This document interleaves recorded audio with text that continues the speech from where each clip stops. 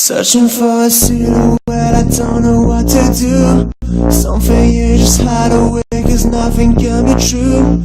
I don't wanna make you kiss every lies, cause something's gonna bring you down, but you're not. Hey my beauties, welcome back to my channel. So today I am going to be showing you guys how to recreate this makeup look. So the first thing we need is a primer, and this one is from Iconic London, and it's the Retexturizing Face Primer, and I'm blending it out into my skin with my fingers.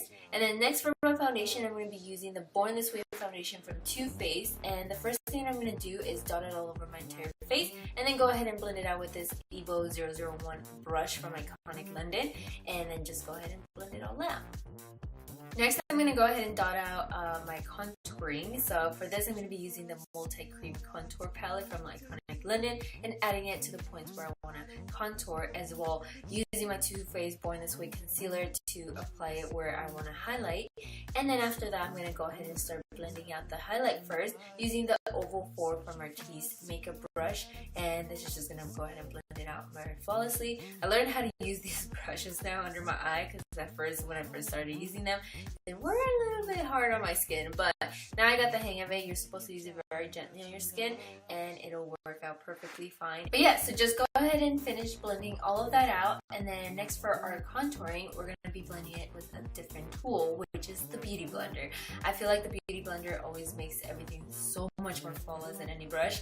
Then I'm going to use the Lock and Setting powder from Kat Von D and start baking under my eye. So I'm just going to go ahead and let the powder sit there while I go ahead and powder the rest of my face, and then just make sure that everything is completely set. But just before we remove our powder from underneath our eye, I'm going to take the Multi-Use Powder Contour Palette, taking the middle shade.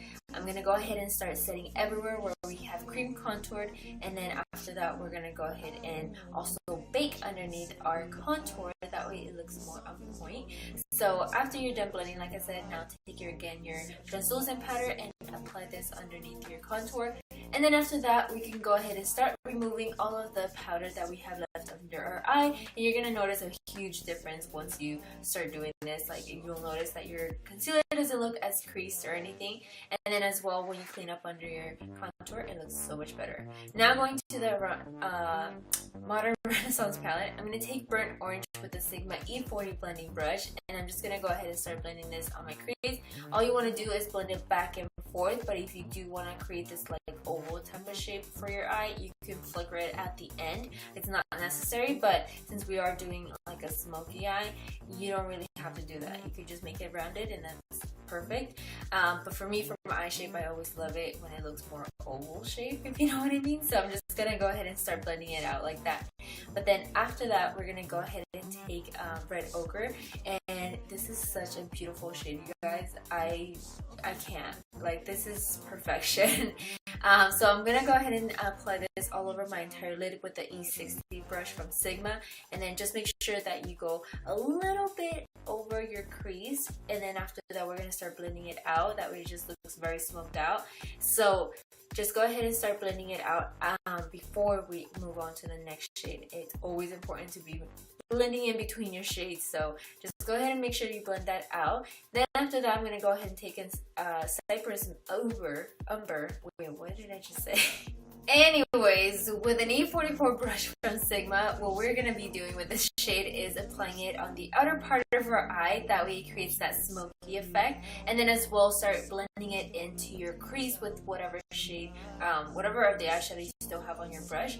Also, another brush that you could also use to make it so easy to apply on your outer part of your eye and then sort of into your crease is the E25 by Sigma. That one is an amazing brush. It's actually one of my favorites to apply on the outer part.